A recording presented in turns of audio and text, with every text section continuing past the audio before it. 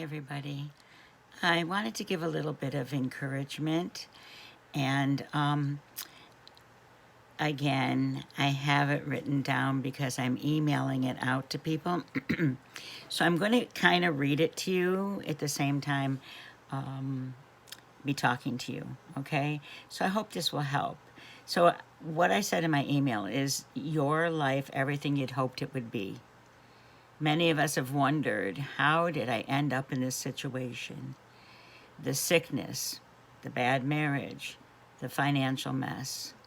Well, the good news is you haven't ended up yet. Your story is not finished. So if you want a happy ending, that depends, of course, on where you stop your story. Do we stop it now or do we go on? Excuse me. Everyone has a story, and everyone's life is a story. That's why we love the movies so much. All movies tell us a story. They are our stories edited into 2 or 3 motion pictures, or 2 or 3 hours at least.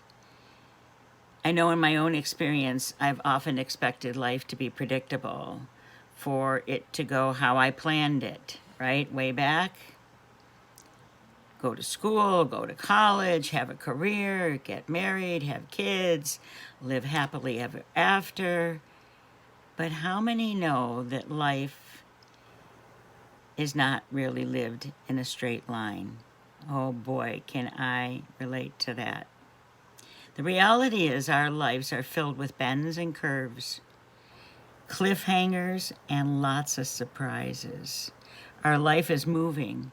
It's a journey full of all kinds of turns and obstacles, mistakes. Oh, I'm talking about myself. Does it sound familiar? I learned that life is not a simple straight line. Our life is a story, and sometimes it's a comedy. Sometimes it's a tragedy. Sometimes it's a sob story or a horror story or a never-ending story. But in the end, it will become a glorious story. The Bible is a story. It's God's story, and it's full of twists and turns. It's full of people's failures, and it's full of their victories. But the good news is God is the author, and he's the finisher of the story. Maybe your life's all tangled up in knots right now, with worry, financial pressure, or family problems, or no matter what's going on right now in your life, your story does not have to end there, okay? In fact, look at this beautiful verse in the Word of God. I'm going to read it to you. He was never without a story when he spoke. When he was alone with his disciples, he went over everything, sorting out the tangles and untying the knots. And that's Mark 4:33 and 34. And it's in a Bible called the Message Bible, which is an easier to understand Bible. The story is in motion. Your story is in motion. But we only see the current snapshot of it. Life is not a still shot. It's not an Instagram post or a Facebook post. It's an unfolding book, and it's a motion picture. It's a moving story, and it's changing, and it's heading towards an amazing, unfolding, beautiful life. You gotta believe that, guys. Our stories are filled with adventure, with boredom, with victories, with defeats. Our stories have us all tied up in knots, but you know what? God is the master, and he's sorting those knots out for you. When we expect life to be a straight line with no twists and turns, we tend to be emotionally unhealthy because everything becomes a crisis. When it's not a straight line and when things don't go according to plan. But when you view life as a story and live this adventure by faith, you can sit back and you can enjoy the journey. It's all about perspective. Perspective is really powerful. When you change how you see a thing, it changes how you feel about life without changing the thing. Just changing your perspective will change everything. Someone said, we are all faced with a series of great opportunities, brilliantly disguised as impossible situations. That's perspective. But it's amazing how different people can see the same thing and have two different completely reactions based on just what they see. Two shoe salesmen were sent to Africa 100 years ago. One sent a telegram home and said, "Get me home. Nobody even wears shoes here." The other salesman's telegram said, "Send me all the shoes you can. Nobody wears shoes here." The facts were the same, but the perspective changed everything. Your perspective is the way you see something.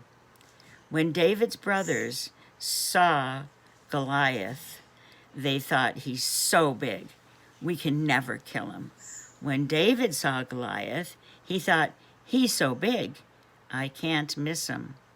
You see how the different perspective works? No matter what you're going through, no matter what mistakes you've made, it's your perspective that will determine your happiness and your joy. You can have peace knowing that your life is a story. God is the author and the finisher of your beautiful story. How do I know it's beautiful? Because the Word of God says so. He says, He makes all things beautiful in His time. Ecclesiastes 3, verse 11. Is everything beautiful yet in your life? No? Then it's not your time yet. God's still making it. God is still writing your story with His own hands, and your life is in His hands. He has a plan for your life. He has a plan for your wrong turns. Your mistakes don't change the destination that He has planned for you, because wherever and whatever you put in His hands, guess what? He's going to take it, He's going to shape it, He's going to bend it, and He's going to bring it about His best for your life. I've always said, what the enemy sends to defeat you, guess what? God bends it to complete you. Look at the life of Joseph. His story could have ended up with being the spoiled child, but it didn't end up that way. It could have ended with being hated by his brothers, but the story didn't end there. It could have ended in the pit where his brothers threw him, but his story didn't end there either. It could have ended as a slave in Potiphar's house, but it didn't end there. It could have ended being accused by Potiphar's wife of sexually assaulting her. But guess what? It didn't end there either. It could have ended being left for dead in Pharaoh's prison. But his story didn't end there. It could have ended being forgotten by the baker and the cup maker. But his story didn't end there. He ended up becoming like the prime minister of Egypt. But his story still didn't end there. He was put in charge of the entire food supply of the whole world.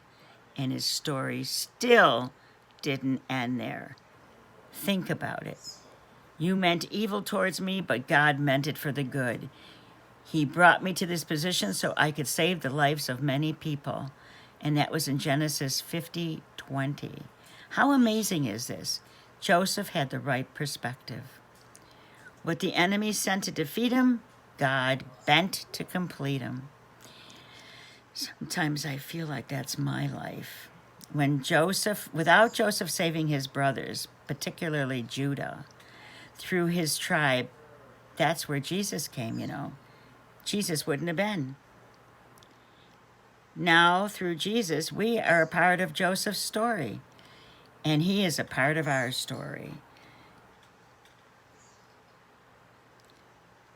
We can continue to save the lives of many by bringing the Bible and the Word of God to them, feeding their souls and feeding their bodies too.